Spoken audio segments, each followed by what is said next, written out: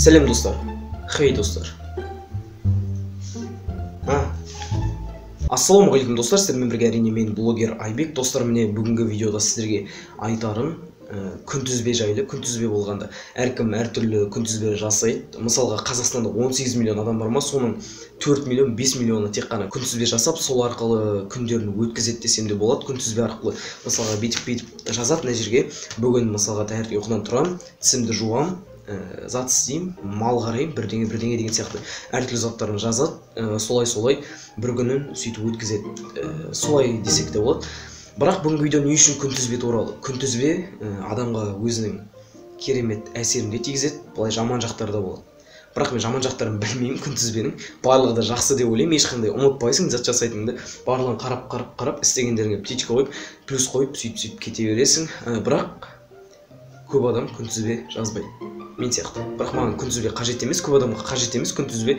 Өйткені миларында сақтап алады барлық заттары. Қазір заманауи, барлығын телефонға жазып алады, анау әртүрлі. Сөйтіп күнтізбесіз барлығымыз өмір сүріп жатыр. Керек емес күнтізбе десек те болады. Бірақ кейбір адамдарға керек болады, кейбір андай склероз адамдар болады.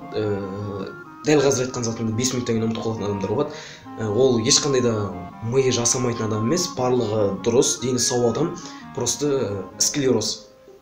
Ол деген склероз дегеніміз сотканы көп ұстағаннан, компьютер, ноутбукты көп ойнағаннан болатын нәрсе. Сондықтан да ешқандай да мұңаймаңыздар. Бүгін не айтқым келеді? Күнтізбе, менде күнтізбе жоқ мысалға. Не үшін күнтізбе жоқ сенде, бірақ сен күнтізбе жайлы түсіріп тұрсың демей-ақ қойыңыздар. Бүгін міне видеоның сыртынан да көргендеріңізде тренировка жайлы. Тренировка, мен күнде тренировка жасаймын. Жасап бастағанына 5-6 ай болды десем де болады. Бүгін сіздерге осы тренировка жасаудың дұрыс жолдарын айтатын боламын. Бірақ көпшіліктеріңіз білетін шығарсыздар, білмейтін адамдарға осыны айтайын. Тренировка жасау үшін мысалға міндетті түрде емес, енді керек жалпы. Осындай қағаз керек, және де осы күнтізбе сияқты зат сызып алуларыңыз керек, журнал сияқты почти. Сосын мына мен мысалға бүйтемін, үстіне айын жазамын да 2-4, 6, 9, 11 деп астына күндерін жазамын. Бірінші, үшінші, бесінші күн, бірінші, үшінші, 5, 1-3-5 деп сөйтіп жазып қоямын. Және де нәжеге гантель көтеру, турникке тартылу, турникте пресс жасау, отжимание, отырып тұру, аяқпен бүйтіп жүру деген сияқты паразиттар жазып қоямын. Бұл не үшін керек? Бұл тренировканы ұмытпау үшін керек. Күнделікті сол бірінші, үшінші, бесінші күндері не заттар жасау керек. Соның барлықтары үшін керек осы. Осы арқылы барлығын жасаймын. Және де достар, сіздер ойлап отқан боларсыздар, неге тренировканы күнде жасамайсың? Тренировканы күнде жасауға болмайды. Бұл, ғалымдар уже барлығы зерттеп тастаған, бұны интернеттен де іздеп қарадым. Тренировканы күнде жасауға жалпы болады, бірақ сіздердің бойларыңыз өспей қалуы мүмкін. Және денелеріңіз былай качмандар болады, былай қара тастай қатайып отқан нән күштері былай шығып кеткен. Сондай болғыларыңыз келсе, арасына бір күн салып істеңіздер тренировканы.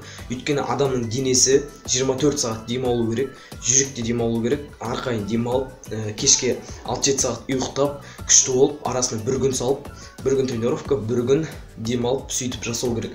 Әйтпесе жүрегіңнен нагрузка түседі, және де сен күнделікті шаршап жүресің, өзің білмейсің, сезбейсің, бірақ күнделікті тупить етіп жүресің. Былай сабақта ұйықтағың келіп, былай жатып, күнде сөйтіп шаршап, уже организмің бітіп, өшіп қалады, көп аурушаң болып кетесіз. Сондықтан да тренировканы арасына бір күн салып істеңіздер.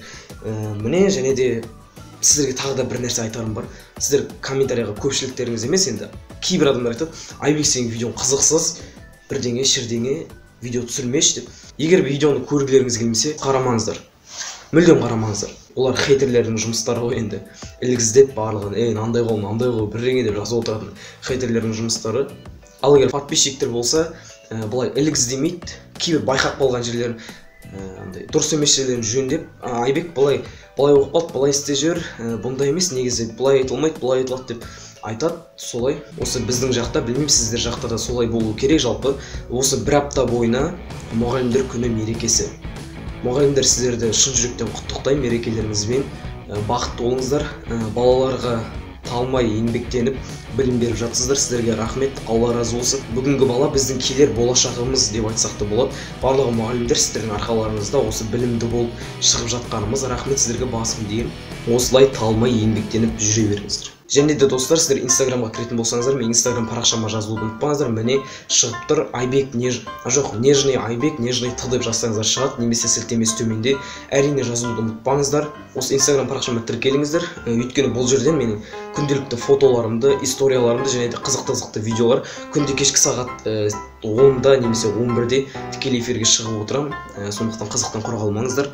Инстаграмға кіретін болсаң тіркел. Ал бүгінгі видеомен не айтқым келді достар? Бүгінгі видеомен әркім өзі біледі, күнтізбе жасай ма, жасамай ма, әркім өзі біледі. Соны айтқым келді. Және де тренировкаға міндетті түрде арасында бір күн салып жасаңыздар, денсаулықтарыңыз мықты болады. Және де денелеріңіз качман боласыздар. Солай өздеріңіз денсаулықтарыңызды қамтамасыз етіңіздер. Бұл келер болашақта өте керемет. Бізге мықты Қазақстан мықты болу керек. Сондықтан да мықты болу үшін дұрыстап тамақтанып, дұрыстап тренировка жасаңыздар. Және де егер де осындай күнтізбе жасайын десеңіздер, жасап алыңыздар. Бұл ешқандай қиын емес, бәрі де жасай алады шығар деп ойлаймын. Міне достар, бүгін мен бір видео арқылы мұғалімдерді де құттықтап, сіздерге бір кеңес беріп, тренировка жайлы өздеріңіз де білетін шығарсыздар, бірақ артық білгеннің зияны жоқ дейді ғой. Сондықтан да зиян емес. Әрине осы видеоға менің еңбегім үшін лайк басып, біздің арнаға жазылуды ұмытпа. Мен жақта әйтеуір осы астында қызыл подписаться деген кнопканы басыңыздар, тіркеліңіздер. Сіздерге өте үлкен рахмет. Мен байқамай қалдым, уже 31.500 подписчик болып қалдық біз. Үлкен рахмет. Ал достар, сіздермен бірге болған әрине мен блогер Айбек. Видеоға лайк басуды ұмытпа. Қош, сау болыңыздар.